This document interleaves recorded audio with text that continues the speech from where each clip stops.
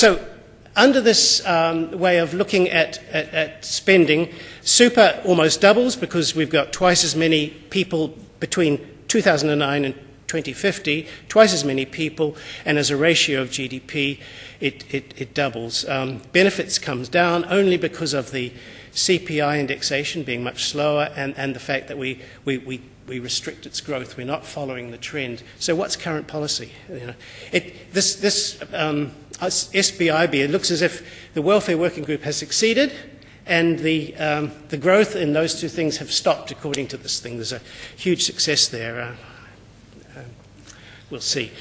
Health goes up by 50%. Education comes down because there are fewer young people. And that, of course, is a risk as well, that as we age, there may be more demand for more retraining and more education through the public system. So that, there's a bit of doubt about that one. And debt servicing, you can see what once you get into trouble and that you start climbing the mountain again, then you get that huge, you're sending the bills to your children, and you're transferring wealth from your children to bondholders out there. Something we did this time, which we didn't do last time, which was to split all the spending that's not interest related into three baskets. One is, the top line there is the real spending per recipient of superannuation, a superannuitant, and that just grows with the wage, so that by the end of 2050, that's 66% larger than it was at the start of the projection period. Benefits per recipient doesn't grow because it's growing with inflation, and we take inflation out so it stays flat. And the rest of it, everything else, health, education, justice, is in that middle line. From history, that's grown at about 0.8% per capita spending in real terms, and there it grows. So those three lines represent the thing that's driving the expenditure into the future. Well, what can we do about it? The simple one suggestion, and people in the government now have said, well, if we can get the economy really going, catching Australia, higher growth will sort this out. The middle line there, that 223 line, is when we just wind the clock and let it go with 10,000 people coming, net migrants, and 1.5 productivity growth. That's what gives you that. If you crank up productivity to 2% and start chasing Australia more seriously and have more migrants, people from Brisbane coming over to here for a change, moving over here, then you can get it down to 146. And if you do it the other way and have 5,000 people and a 1% productivity growth, you're 100 percentage points further up. So what's happening there is that the growth assumptions feed into spending, as it does with super, and it also feeds into the wage bills of public servants and teachers and doctors and so forth. So you get something from it, but it doesn't solve the problem. More people coming in, yes, that's great. You have a larger labour force, but then they require health and education and eventually superannuation. Well, could we put the taxes up? That might solve it. So if you to keep debt at about 20% way out there, you'd have to bump up taxes by 3 percentage points. But that doesn't sound too bad. Unfortunately, if you did it with GST, that would be a 20% GST. If you did it with personal income, that would be about a 5% rise right across the board. Putting up tax would tend to inhibit investment, would inhibit, and so you get a slowing down of GDP, so it feeds back on itself. So current policy could also mean that Mr. English's fiscal strategy, which is I'm not going to spend so much each year, new spending. I'm going to cut it back to 1.1% in real terms, and then I'll after 2023 I'll aim for a 20% target. Somehow we'll achieve that. We draw a line on a graph, and that's how we're going to do it. And that we call the sustainable debt scenario. Well, how do you do that? This is what would happen. You'd have to We wouldn't touch super, we wouldn't touch benefits, and they don't want to touch super or benefits. We assumed that they wouldn't touch benefits. Health would have to come down, education would and everything would have to come down. But you see that net debt, that debt servicing stays where it is now, and you don't get that debt spiral. We won't look at that.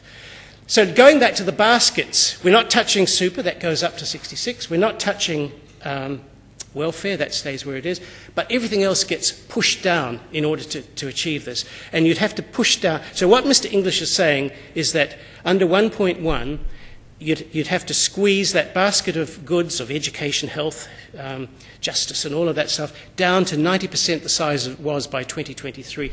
And then you take the throttle off the throat a bit, or the foot off the throat, and let it grow.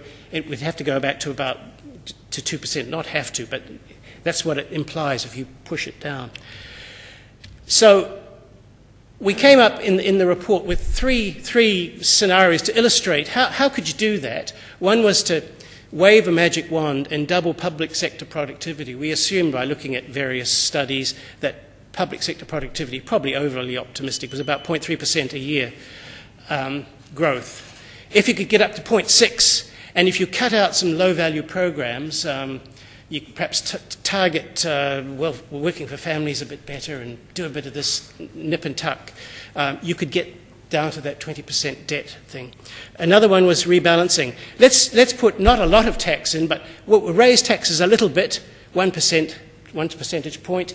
Index the pension age to life expectancy. So do what the Aussies are doing, raise it from 2017 to 2023 by a year or two, and then index it to life expectancy. Give people a lot of time to prepare for that. 7 years, it's not much. Reduce growth and benefit spending. Say, take out, don't index the working for family thresholds, and don't slow the indexing down on something else. And so that, and then take the money that you get from that and put it into health. So you're rebalancing, you're shifting stuff from the outer baskets to the middle basket, and you get your health spending practically back to where it was before.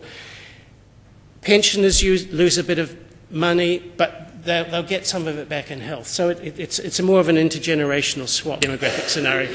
So the general conclusions were make early changes, let people know what you're doing, and you can plan them properly, keep debt under control. If debt starts rising, then it's very hard to wrench back. It's like a Titanic. Okay, so I scrambled those two scenarios together, and let me do this one separately. The demographic scenario was to change, index, or lift the pension age, so drift it up from 65 through to 67, as the Aussies have done, and then let it go up with longevity. And then instead of having the pension payments growing by the full wage growth, which in our assumptions is something like CPI, 2% plus 1.5% of productivity growth, trim that 1.5 down to 1, so take 0.5% off. So you save a bit of money, and then put the money you've saved from those changes to the pension system into health funding. The grounds for that would be that we're getting KiwiSaver going, and people by that stage will have saved a bit more perhaps, and we all benefit from public health rather than, so these are just suggestions. How do you do that? Well, you have to shuffle things around. So that's what... Ageing is here and it will accelerate. It will tend to slow GDP growth down because of the labour force. SB and IB were once quite small numbers, but now have jumped fivefold since the 40s and 50s and 70s. Over the past 30 years, they've jumped fivefold. And that seems to be interactions with the labour market, and there'll be sessions on what's happened to SB and IB. These represent a waste of human potential at a time when we're going to be needing more people working. And working, apparently, is good for your physical and mental well-being. It's good for your retirement savings, and it's good for the economy, and of course, it's good for government revenue.